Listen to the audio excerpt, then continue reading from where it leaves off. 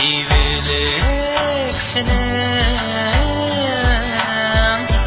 üzüp ağlamam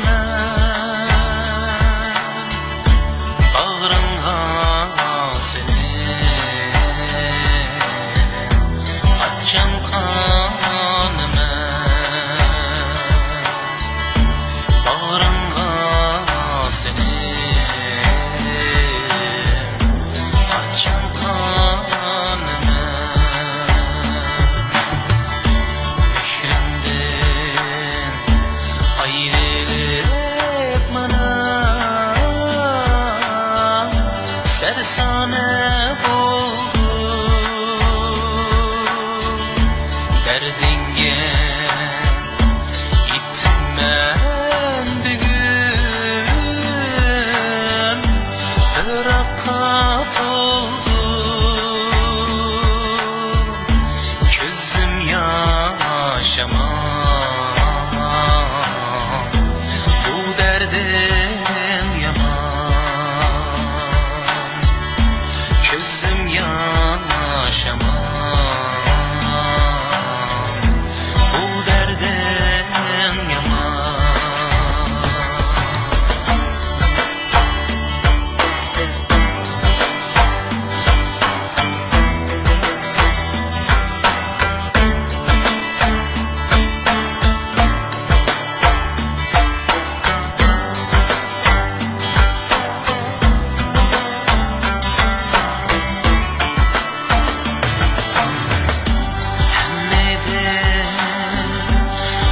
Sen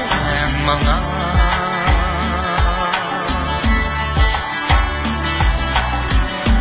var mende muhabbet sana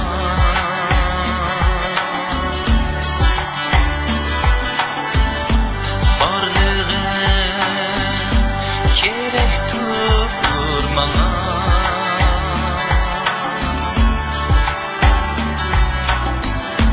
Eslep kanım Hıyalda batma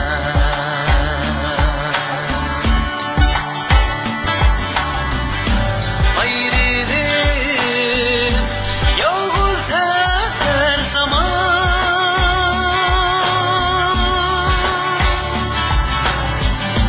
Bir vaka kim bu cihan